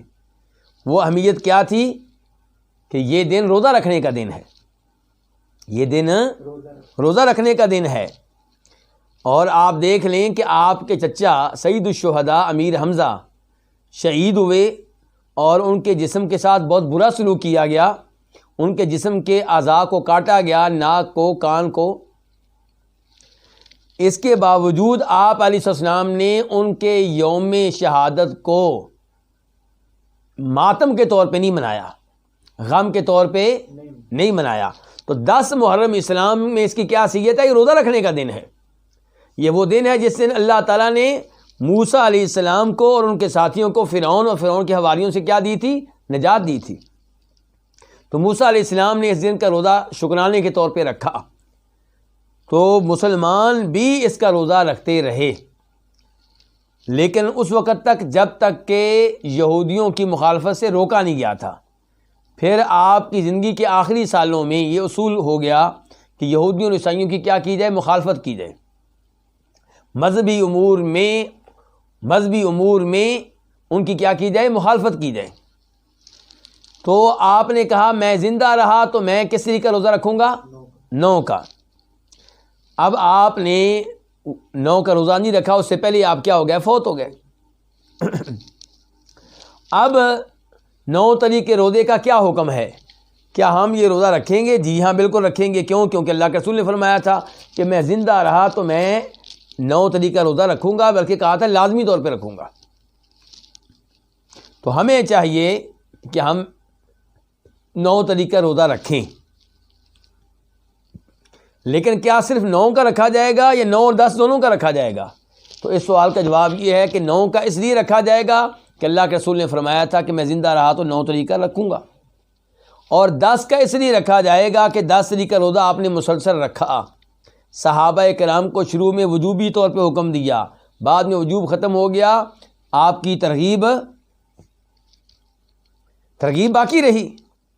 ترغیب کیا رہی؟ باقی رہی۔ آپ کہتے رہے جو چاہتا ہے روزہ رکھ لے، جو چاہتا ہے نہ رکھے۔ تو 10 طریق کے روزے کو آپ نے کینسل نہیں کیا۔ آپ نے یہ نہیں کہا کہ 10 طریق کا روزہ ختم اور آئندہ تم نے 9 کا رکھنا ہے، نہ یہ کہا کہ 10 طریق کا روزہ جو ہے شفٹ ہو گیا 9 طریق کی طرف۔ 10 طریق کا روزہ اپنی جگہ پہ ہے، اس لیے کہ اللہ تعالی نے موسیٰ علیہ السلام کو نجات دی تھی 10 طریق کو، انہوں نے 10 طریق کا روزہ رکھا، آپ 10 کا رکھتے رہے، صحابہ کرام 10 کا رکھتے رہے۔ صرف یہ ہوا ہے کہ آخری زندگی میں آپ نے کہا تھا کہ میں زندہ رہا تو میں 9 کا لازمی طور پہ رکھوں گا، یہ نہیں کہا تھا 10 کا نہیں رکھوں گا۔ اس لیے 9 کا بھی رکھا جائے اور 10 کا بھی رکھا جائے۔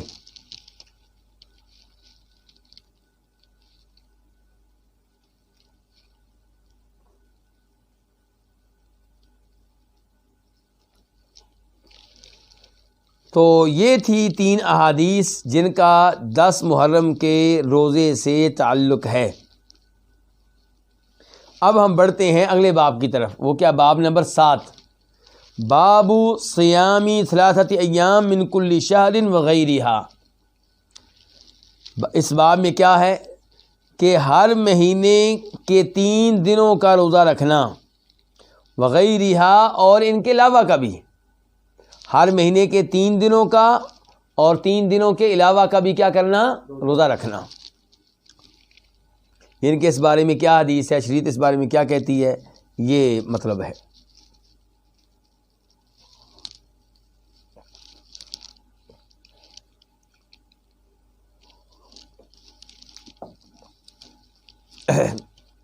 حدیث نمبر ہے 746 746 میم۔ اس حدیث کو روایت کرنے والے امام کون سے؟ امام مسلم۔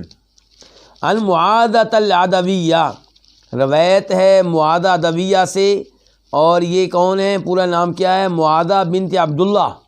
معاذہ جو کس کی بیٹی ہیں؟ عبداللہ کی۔ یہ عدوی ہیں، بصری ہیں۔ تو ان سے روایت ہے کہ انہا سألت عائشہ، کہ انہوں نے سوال کیا ام المؤمنین عائشہ رضی اللہ عنہا سے، زوج النبی صلی اللہ علیہ وسلم، جو کہ اللہ کے رسول کی وائف ہیں۔ سوال کیا کہ اکان رسول اللہ صلی اللہ علیہ وسلم یصوم من کل شہر 3 ایام، کہ کیا نبی علیہ الصلوۃ والسلام ہر مہینے میں 3 دن کا روزہ رکھتے تھے؟ کیا اللہ کے رسول یصوم روزہ رکھتے تھے 3 ایام 3 دن من کل شہر، ہر مہینے سے، ہر مہینے میں 3 دنوں کا آپ روزہ رکھا کرتے تھے؟ یہ سوال ہوا ہے۔ قالت، تو ہماری ماں جناب عائشہ فرمانے لگی نعم بالکل، آپ ہر مہینے میں کتنے روزے رکھتے تھے؟ 3۔ فقلت لها، تو میں نے ان سے کہا، یہ کون کہہ رہا ہے کہ میں نے ان سے کہا؟ یہ معاذہ العدویہ کہہ رہی ہیں جنہوں نے یہ حدیث سنی ہے جناب عائشہ سے، وہ کہہ رہی ہیں کہ میں نے جناب عائشہ سے کہا من ای ایام الشہر کان یصومون، کہ مہینے کے کون سے دنوں کے آپ روزے رکھا کرتے تھے، یعنی کہ شروع کے دنوں کے، درمیان کے دنوں کے، آخری دنوں کے، اس کی تاریخیں کیا ہوتی تھیں؟ مہینے میں 3 روزے رکھتے تھے کن ایام میں؟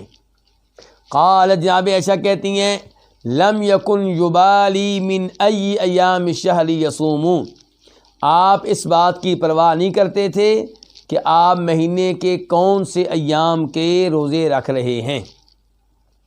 کیا مطلب؟ ہر مہینے 3 روزے رکھتے تھے، اس کی کوئی خاص تاریخیں یا ڈیٹیں نہیں تھیں، بس مہینے میں 3 روزے رکھنے ہیں، یہ کام آپ کرتے تھے۔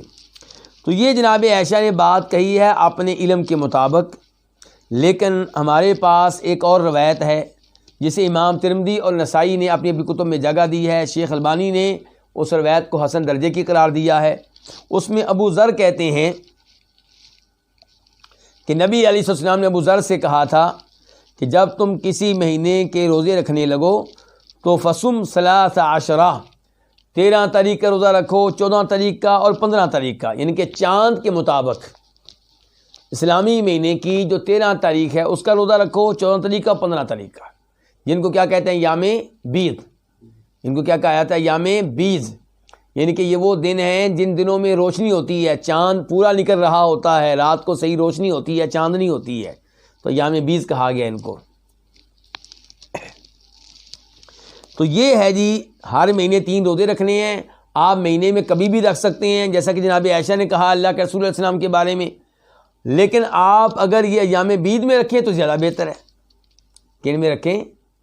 ایام بیض میں، اسلامی مہینے کی 13 تاریخ، 14 تاریخ، 15 تاریخ، تو زیادہ بہتر ہے اس روایت کی وجہ سے جو ابھی میں نے آپ کے سامنے رکھی ہے۔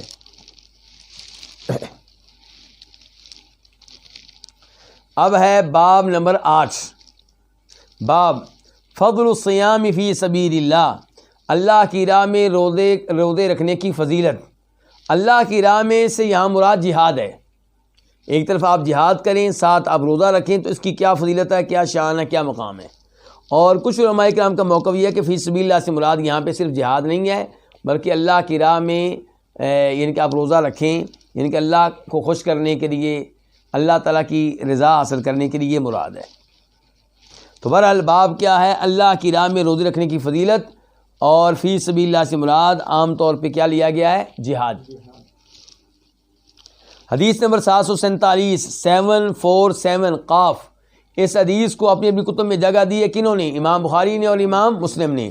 عن ابی سعید الخدری رضی اللہ عنہ قال، روایت ہے جناب ابو سعید خدری سے، وہ کہتے ہیں سمعت النبی صلی اللہ علیہ وسلم یقول، میں نے نبی علیہ الصلوۃ والسلام سے سنا جب کہ آپ کہہ رہے تھے، فرما رہے تھے من صام یوما فی سبیل اللہ بعد اللہ وجہہ عن النار 70 خریفا، جو جہاد میں ایک دن کا روزہ رکھے، جہاد میں ایک ہی روزہ رکھ لے، اللہ تعالیٰ اس کے چہرے کو جہنم کی آگ سے دور کر دیتے ہیں، 70 سال کی مسافت کے برابر اس کے چہرے کو اللہ تعالیٰ جہنم کی آگ سے کیا کر دیتے ہیں؟ دور کر دیتے ہیں۔ اس سے آپ اندازہ لگا سکتے ہیں کہ جہاد کے دوران اگر آپ روزہ رکھیں تو یہ عمل اللہ تعالیٰ کو کتنا پسند ہے، لیکن روزہ وہی رکھے جو دونوں کام اچھے طریقے سے کر سکتا ہو، روزہ رکھنا بھی اور لشکر کی مدد کرنا، جہاد کی تیاری کرنا، اس قسم کے جو دیگر امور ہیں، دونوں کام صحیح کر سکتا ہے تو وہ روزہ رکھے۔ اگر خطرہ یہ ہے کہ روزہ رکھنے سے جہاد کے عمل میں کمزوری آئے گی تو پھر روزہ نہ رکھے۔ تو فرمایا جو اللہ کی راہ میں ایک دن کا روزہ رکھے، اللہ تعالیٰ اس کے چہرے کو جہنم کی آگ سے 70 سال کی مسافت کے برابر دور کر دیتے ہیں۔ 70 سال آپ سفر کرتے رہیں، جتنا فاصلہ بنے گا اس فاصلے کے برابر اللہ تعالیٰ اس آدمی کو جو اللہ کی راہ میں جہاد میں روزہ رکھے جہنم کی آگ سے دور کر دیتے ہیں۔ خریف یہ ایک موسم کو کہتے ہیں، تو 70 خریف کا مطلب ہے 70 سال، کیونکہ ہر سال یہ موسم کتنی بار آئے گا؟ ایک دفعہ آئے گا نا، تو 70 خریف سے مراد پھر کیا ہو جائے گا؟ 70 سال۔ تو بہرحال یہ حدیث روزے رکھنے کی فضیلت پہ دلالت کر رہی ہے جب کہ آپ جہاد بھی کر رہے ہوں۔ اب آتے ہیں باب نمبر 9، باب استحباب صومی 6 ایام من شوال، شوال کے 6 دن کے روزے رکھنے کا مستحب ہونا، افضل ہونا، بہتر ہونا۔ شوال کے 6 دن کے جو روزے ہیں ان کے بارے میں امام مالک اور امام ابو حنیفہ کو تحفظات ہیں، وہ ان روزوں کے قائل نہیں ہیں، بلکہ وہ ان روزوں کو مکروہ جانتے ہیں۔ کیوں جی؟ کہتے ہیں اس لیے کہ پہلے رمضان کا مہینہ گزرا، فوراً ہی آپ شوال کے روزے شروع کر دیں گے تو رمضان اور شوال ایک ہو جائیں گے، اور لوگ سمجھیں گے کہ شاید جیسے رمضان کے روزے فرض ہیں ایسے ہی شوال کے بھی فرض ہیں۔ تو ان غلط فہمیوں سے بچنے کے لیے کہا گیا ہے کہ من صام رمضان، پہلے راوی کے نام میں لے لوں کہ عن ابی ایوب الانصاری رضی اللہ عنہ ان رسول اللہ صلی اللہ علیہ وسلم قال من صام رمضان ثم اتبعه 6 من شوال كان كصيام الدهر۔ تو ان غلط فہمیوں سے بچنے کے لیے امام مالک نے اور ابو حنیفہ رحمہ اللہ نے، دونوں بڑے امام ہیں، یہ رائے اپنا لی کہ شوال کے 6 روزے رکھنا مکروہ ہے۔ دونوں بڑے امام، اور وہ کیا کہہ رہے ہیں کہ شوال کے 6 روزے رکھنے کیا ہیں؟ مکروہ ہیں۔ اب ہم حدیث لیں یا ان 2 بڑے اماموں کی رائے لیں؟ ہم کیا لیں گے؟ حدیث۔ اچھا، جب ہم حدیث لیں گے تو کئی لوگ ہمارے اوپر اعتراض کرتے ہیں کہ تم زیادہ حدیث کو سمجھتے ہو کہ یہ امام زیادہ سمجھنے والے ہیں۔ ہم کہتے ہیں کہ امام معصوم نہیں ہیں، امام قابل احترام ہیں، قابل عزت ہیں، اور ہم ان کے علم سے فائدہ اٹھاتے ہیں، لیکن وہ معصوم نہیں ہیں، غلطیوں سے پاک نہیں، جبکہ نبی علیہ الصلوۃ والسلام معصوم ہیں۔ آپ کی حدیث آ جائے، امام صاحب کا فتویٰ کچھ اور ہو، تو حدیث کو لیا جائے گا اور فتوے کو چھوڑ دیا جائے گا۔ پھر دوسرے نمبر پہ گزارش یہ ہے کہ آپ کیا سمجھتے ہیں جب ہم یہ کہتے ہیں کہ یہاں پہ امام مالک اور امام ابو حنیفہ رحمہم اللہ، ان دونوں پہ اللہ رحم کرے، ان کی فتویٰ نہیں لیا جائے گا، ان کی رائے کو نہیں لیا جائے گا، حدیث کو لیا جائے گا، تو آپ کیا سمجھتے ہیں کہ حدیث کی جانب کوئی بھی امام نہیں ہے؟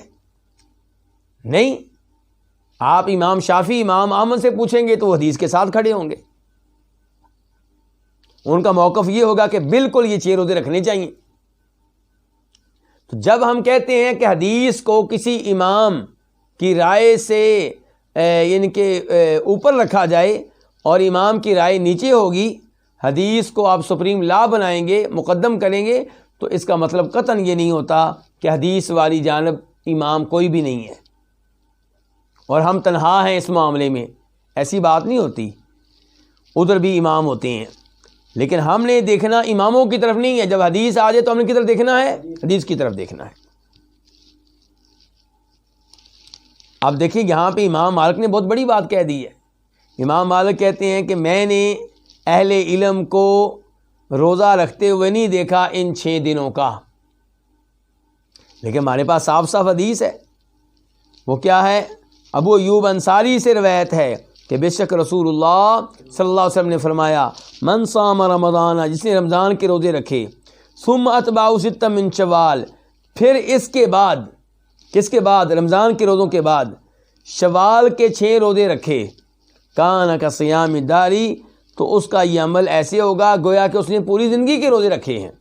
یعنی کہ جو ہر سال یہ عمل دہرائے، رمضان کے 30 روزے 29 روزے اور پھر 6 شوال کے روزے، جو یہ عمل دہرائے گا تو گویا کہ اس نے پوری زندگی کے روزے رکھے ہیں۔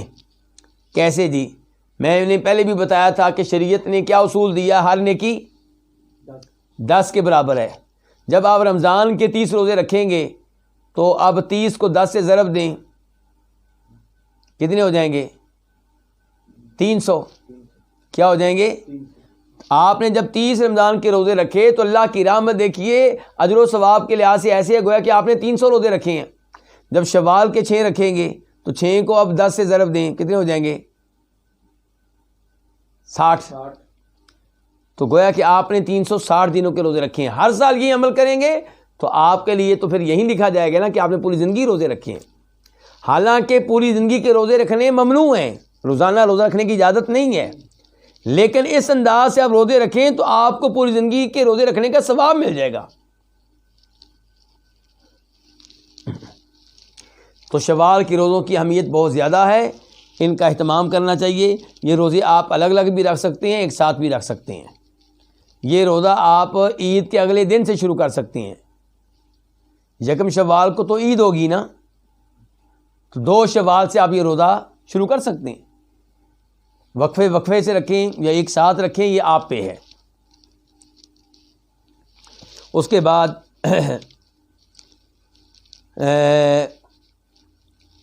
باب نمبر 10، باب فضل الصوم فی المحرم، محرم میں روزہ رکھنے کی فضیلت۔ حدیث نمبر 749 749 میم۔ اس حدیث کو اپنی کتاب میں جگہ دینے والی امام کون ہے؟ امام مسلم۔ عن ابی ہریرہ رضی اللہ عنہ قال قال رسول اللہ صلی اللہ علیہ وسلم، روایت ہے جناب ابو ہریرہ رضی اللہ تعالیٰ عنہ سے، وہ کہتے ہیں اللہ کے رسول صلی اللہ علیہ وسلم نے فرمایا، افضل الصیام بعد رمضان شہر اللہ المحرم، ماہ رمضان کے بعد افضل ترین روزے اللہ کے مہینے محرم کے ہیں۔ سب سے زیادہ روزے آپ رکھتے تھے کس مہینے میں؟ شعبان میں، لیکن فضیلت کس مہینے کے روزوں کی ہے؟ رمضان کے بعد محرم کے روزوں کی۔ تو افضل الصیام بعد رمضان، ماہ رمضان کے بعد افضل ترین روزے اللہ کے مہینے محرم کے ہیں۔ اور یہاں پہ دیکھیں محرم کو کیا کہا گیا ہے؟ اللہ کا مہینہ۔ تو کیا شعبان اللہ کا مہینہ نہیں ہے؟ رمضان اللہ کا مہینہ نہیں ہے؟ سارے مہینے ہی اللہ کے ہیں، لیکن جب کسی ایک مہینے کے بارے میں خاص طور پہ کہہ دیا گیا کہ اللہ کا مہینہ ہے، اس کا مطلب یہ ہے کہ یہ عام مہینہ نہیں ہے۔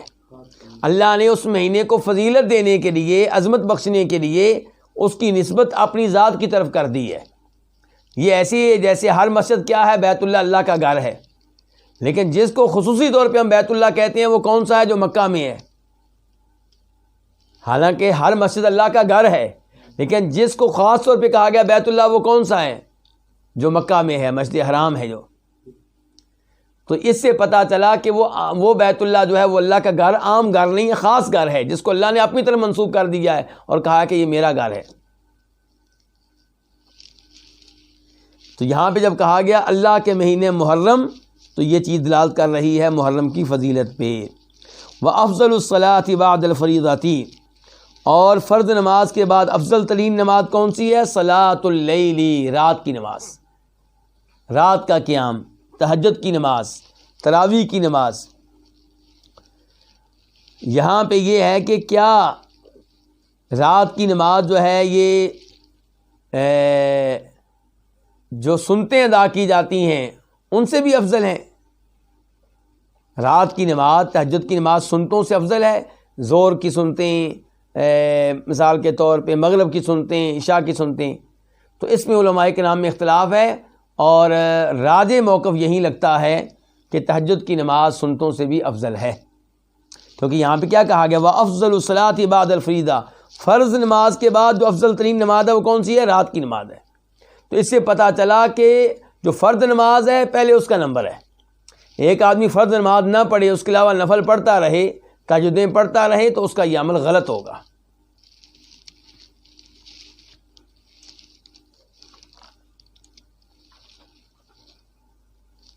تو اس کے بعد جو حدیث ہے وہ کچھ طویل ہے، اس لیے یہیں پہ آج کے درس کا اختتام کریں گے۔